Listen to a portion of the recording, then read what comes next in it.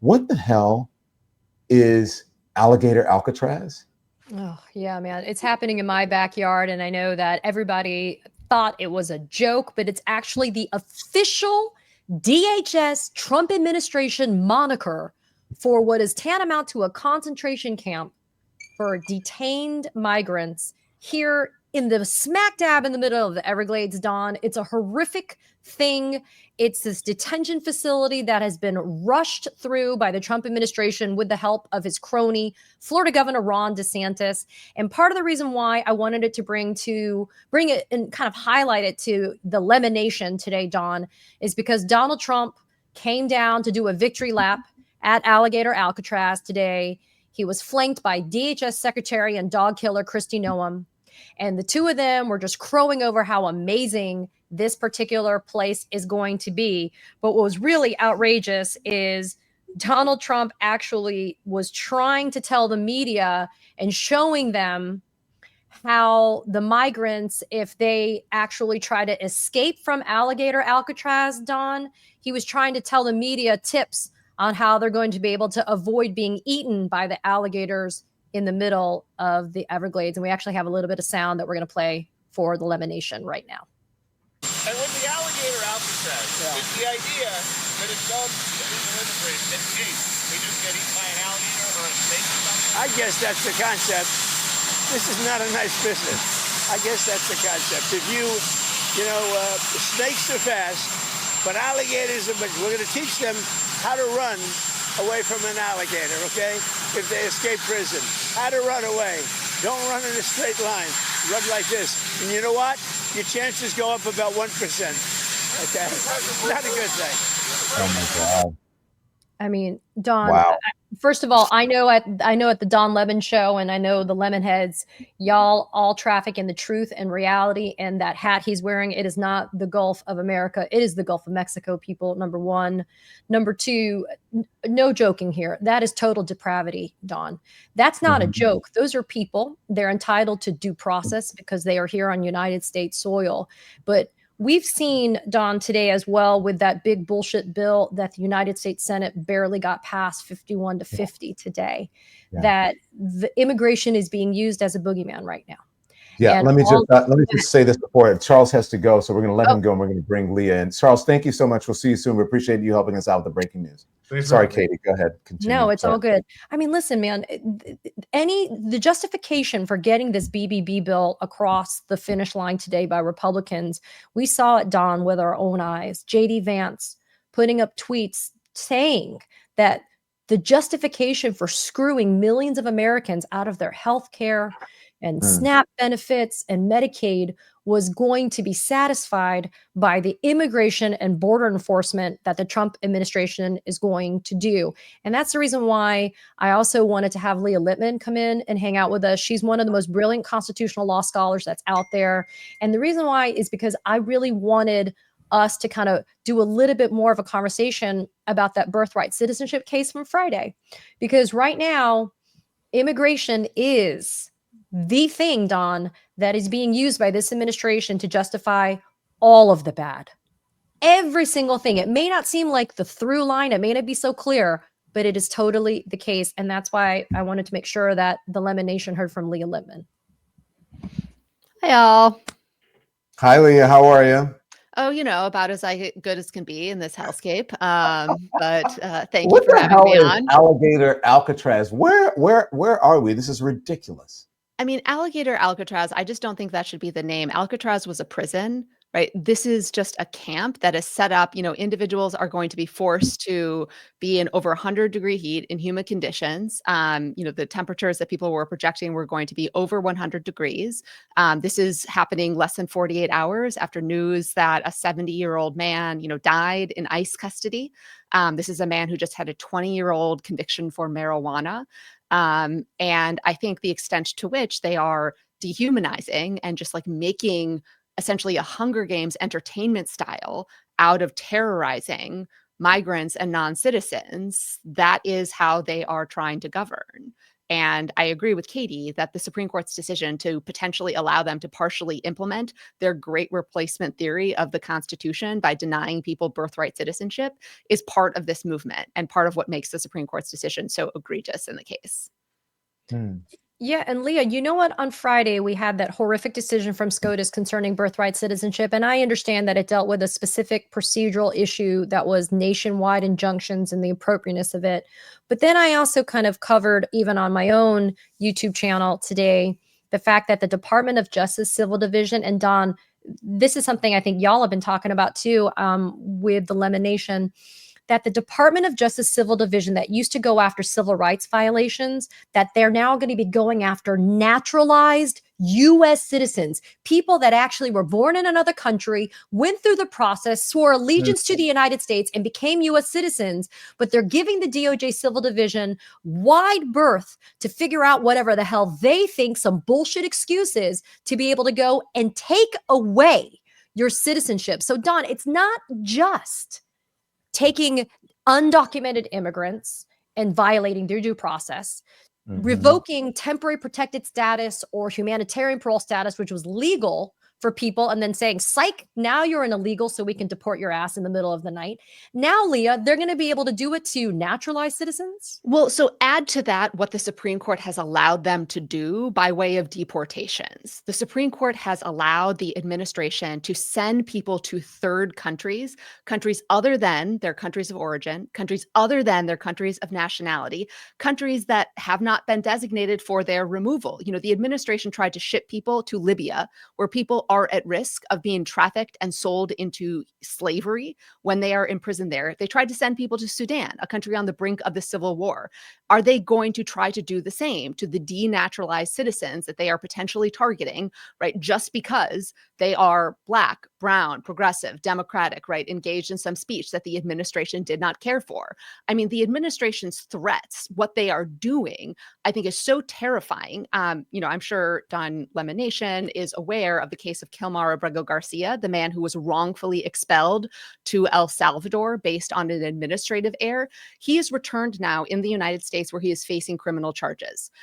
A truly horrifying development is he has asked to remain in federal custody before his trial so that he is not at risk of being snatched up by ICE and sent off to some third country, because that is what ICE was threatening to do.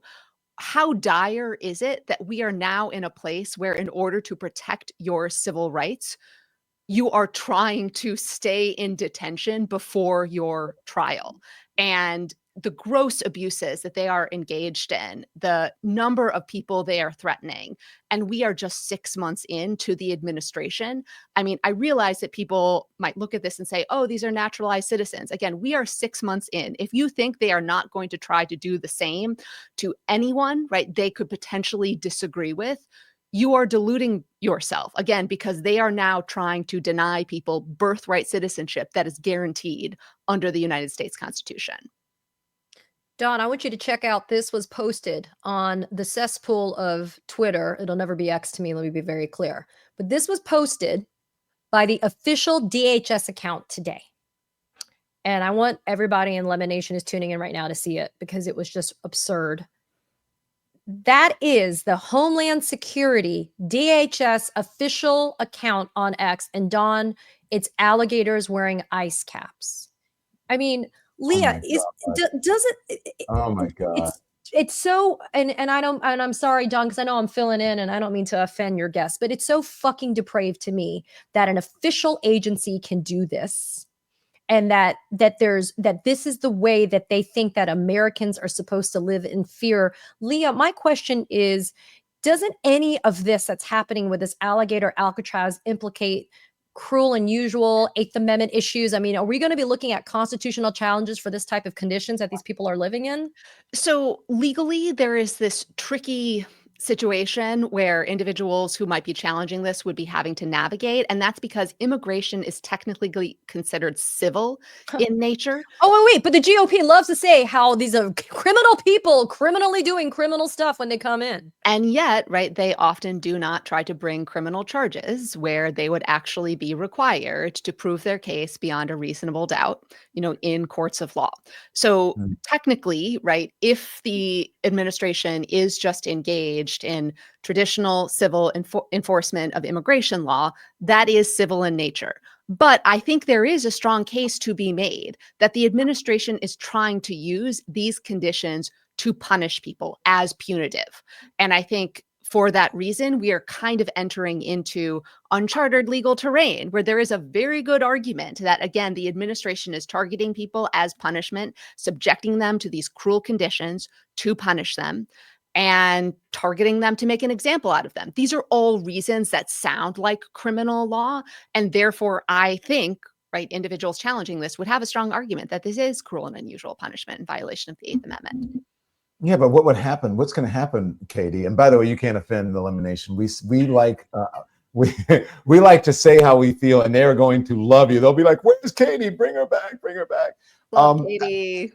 But Katie, as we know, Katie and Leah, the cruelty is the point here, and there are no repercussions in the court, it appears, because Donald Trump now owns the judicial branch as well, and even the legislative branch. He's just ignoring all of them, or not following the orders of federal judges.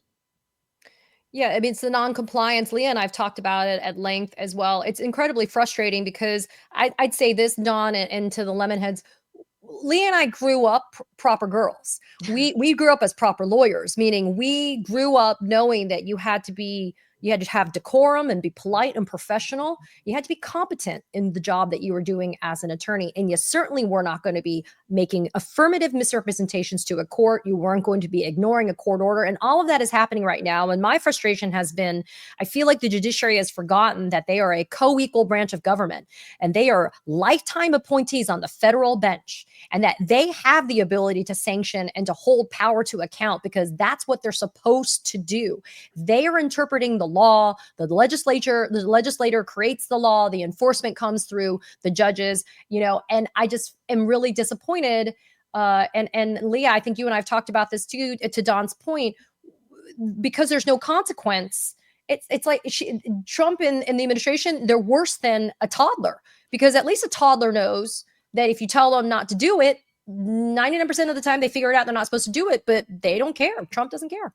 So I would draw a distinction between the Supreme Court and the lower federal courts, because I think thus far a lot of lower federal courts have understood their job is to apply the law and enforce the law against the administration. You have had judges try to hold the administration in contempt for violating their court orders. You have had judges clearly pronounce, "You administration have violated my court order." Then what happens when the Trump administration rushes those cases off to the United States Supreme Court? The Supreme Court blocks the lower court orders, rewards the government's defiance of those lower court orders by telling the government you don't have to continue to comply with the lower court order. So I think this is a situation of the Supreme Court and the Trump administration versus the lower federal courts. And again, that's part of what makes the decision on nationwide injunctions so problematic. Is the Supreme Court basically told the lower courts, we are going to take away one of your most powerful tools for reining in the Trump administration. And we, Supreme Court, are going to insist that it's all up to us. And we know what that means. And, Dom, what's kind of crazy right now is today, like I said, the Senate voted on that big bullshit bill. And J.D. Vance had to run to the Capitol to break that tie, to make it a 51-50, because otherwise it wouldn't have gotten across the finish line. And what's crazy is that billions upon billions of dollars has now been earmarked in that Senate version of the big bullshit bill for immigration and border enforcement, while Medicare, Medicaid, and the Affordable Care Act will be cut by more than $1 trillion. And we have millions of people that are going to lose their health care coverage. They're not going to get their SNAP benefits. I mean, I could go on. And, Dawn, it makes me just underscore the importance of something you talk about all the time, which is the voting makes a difference, not just for the people that are sitting in Congress, but that also makes a difference for our judiciary. Because Leah's point is, if you've got that seat of power, you're the one appointing these justices, you're the one appointing these judges, and they're the ones that are sitting there interpreting what people are doing, whether it's criminal or not, whether it's civil or not, whether it's compliant or not. And so you control the levers of power if you are in that seat of power. And that's why we need to make sure that people not only reach out and they contact their congressional reps right now, because the House gets this freaking ugly bill back. And we've heard reporting that as of close of business today, more than 20 Republican representatives are going to vote no on this bill because it sinks us into a $4 trillion deficit, more so than it did before. So we got to keep on working this. We got to work the phones, flood the zone, because it's the only way that people are going to be able to hear us, absent us voting them out of office. Thanks everyone for watching. Your support means the world to us. So make sure you hit the like button and you subscribe to our channel to make sure that you never ever miss a video. We're live every day, 10 a.m. Eastern time. We drop even more content at 2 p.m. Eastern and 5 p.m. Eastern. And if you want more Don Lemon Show content, we'd love for you to become a member of the Lemon community, where you will receive access to special community posts. You'll get exclusive content and members-only live shows. So head over to our channel page or click the join button on this video.